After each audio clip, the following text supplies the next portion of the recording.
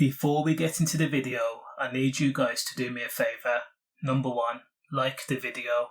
Also comment, let me know your thoughts on the case.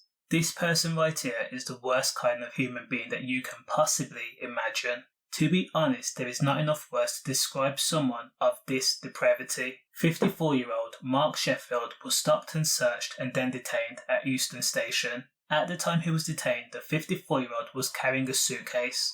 Inside that suitcase were toys for adults. Just let your brain imagine. Now, Mark Sheffield was an IT worker and he should have been at home or trying to repair his relationship with his adult daughter or his estranged wife. Instead, he tried to go on a date with a 13-year-old. He planned to supply alcohol and also a hotel room, and then he was going to have his way with her.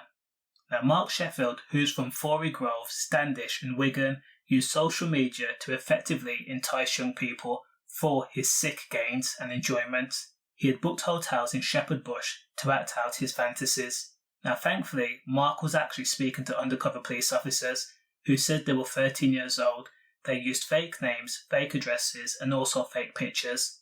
In the conversation, Mark took pictures of himself, even his private parts, and asked for pictures in return of the 13-year-old wearing their school uniform. In some of the interactions, the conversation between undercover police officers and Mark expressed that he was going to go slow with his experiment. He also said, "I will be the teacher, and I'm very excited." So, on February 21st, Mark Sheffield travelled from Wigan to Euston with a suitcase full of toys. When detained, Mark said, "My life is over. I've ballsed everything up. You will have all the conversations." Now, being an IT worker, there was no way for Mark to get out of the situation. He knew what he did.